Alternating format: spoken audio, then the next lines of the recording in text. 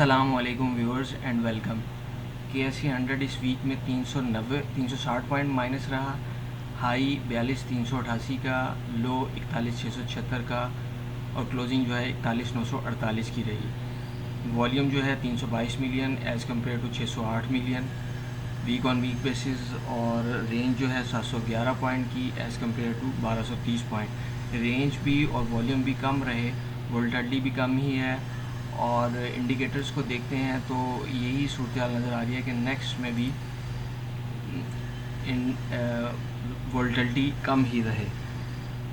ताहम पाक रुपीज़ में फ्लक्चुएशन काफ़ी ज़्यादा है, ख़ास तौर पर डॉलर के साथ जब कंपैरिजन करते हैं और दीगर करेंसीज़ के साथ, तो उसकी रीज़न पाक इकॉनमी का वीक होना तो है ही। ताहम डॉलर इंडेक्स पे अगर हम नज़र डालते हैं, ये मंथली ग्राफ है डॉलर इंडेक्स का, तो 2001 में ये तकरीबन 120 के करीब था, 120-21 के करीब था 2001-2002 में, 2000 में जब 9/11 हुआ।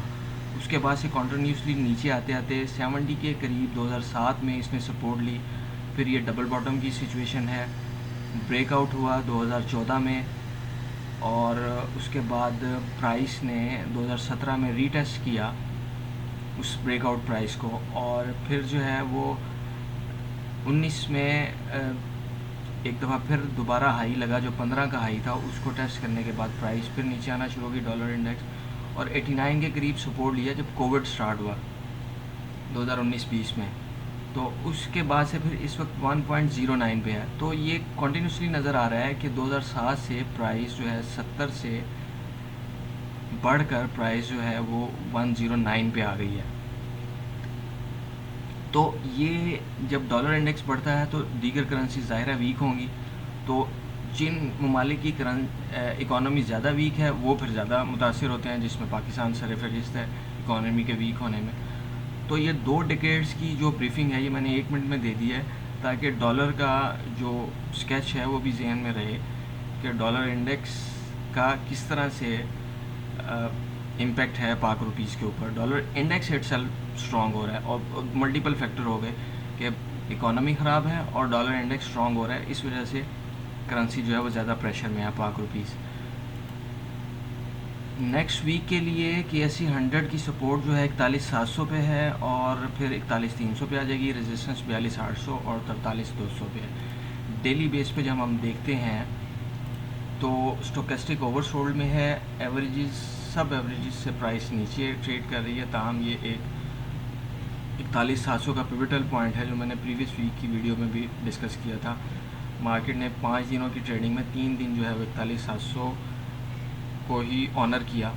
अभी भी यही है कि अगर यहाँ पे सपोर्ट लेती है प्राइस ठीक है, नहीं तो फिर ये जो सप्लाई ट्रेंड लाइन थी, ये जो इन 2 पॉइंट्स को मिला के एक्सटेंड करते हैं, जब हम इस पॉइंट को और इस पॉइंट को मिला के जब एक्सटेंड करते हैं तो यहाँ पे फिर सपोर्ट आ सकती है अगर पेनिट्रेट मार्केट करती है। तो इस वक्त बुल ट्रेंड में जो कंपनीज़ हैं उसमें कैप्को है, इसने नेपरा के साथ अपने एग्रीमेंट को 3 साल के लिए रिन्यू किया है। ताहम इस वक्त ये रेजिस्टेंस एरिया में है। ये ट्रेंड लाइन ऊपर से चली आ रही थी, इस वक्त ये रेजिस्टेंस एरिया में है। पाकिस्तान रिफाइनरी है, ताहम ये अगर ये बुल में है, ताहम जब इसके सेक्टर को कंपैरिजन करते हैं तो ये प्रेशर में ही है।